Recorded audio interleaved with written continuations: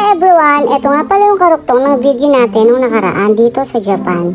At ito nga yung building na kung saan kami dinala ng aming amo.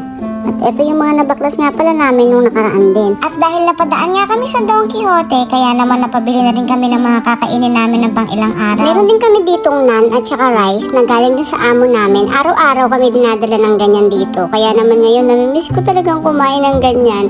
At eto nga, meron kami dito mga juice, noodles, oatmeal, yan. At meron nga rin pala kami ritong tuna, tsaka yung rice na i-o-oven mo lang ay pwede mo nang kainin. At bago nga pala tayo magtrabaho ay mag-aalmusal nga pala muna tayo dahil kakagising nga lang namin dito. At dahil may araw nga pala kaming walang ginagawa dito, kaya naman talagang nakakainip sa maghapon dahil nakatulala ka lang talaga dahil wala kang makikitang mga tao sa paligid mo. At sa kagustuhan nga lang ng kaibigan ng kapatid namin na magkaroon kami ng trabaho, kaya naman binigyan kami ng ganitong trabaho kahit sobrang dali lang naman talaga.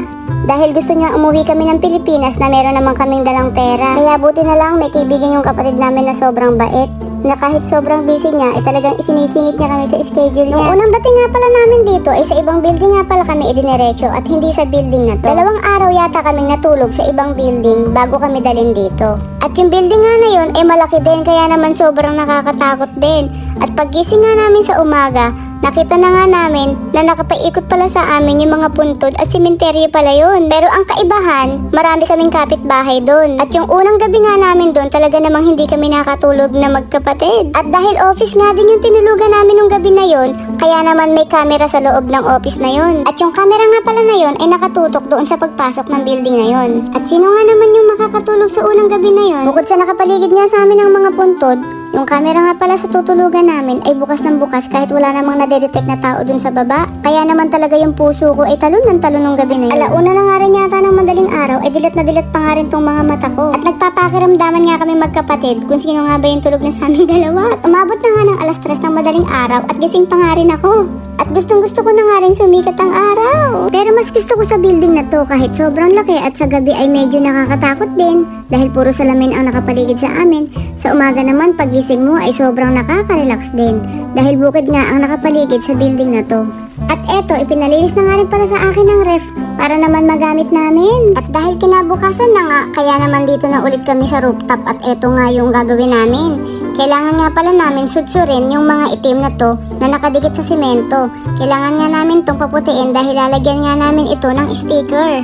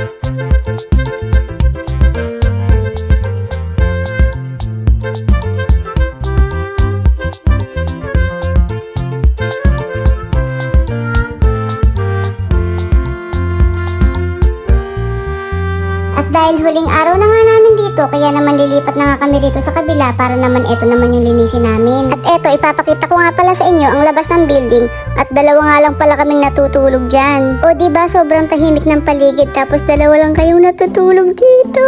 Dito na nga pala tayo sa kabilang building at eto, pagpasok nga natin, bubungad nga pala sa atin tong mga tsinelas na gusot-gusot. At eto, o diba sobrang dumi kasi nga hindi na nga nag-ooperate tong building na to. At sa bandang kaliwa kanina may nakita kayong mga payong na mga naiwan ng mga empleyado. Inisa-isa ko nga pala yung mga payong na yun, tiningnan ko kung may buo at syempre iuwi ko, diba? Sayang naman kasi. May naiuwi naman ako isang payong na pili ko, isang matino na kulay itim. Pasok nyo nga, ito nga pala yung unang kwarto na bubungad sa inyo. May makikita kayong mga lamesa na dikit-dikit.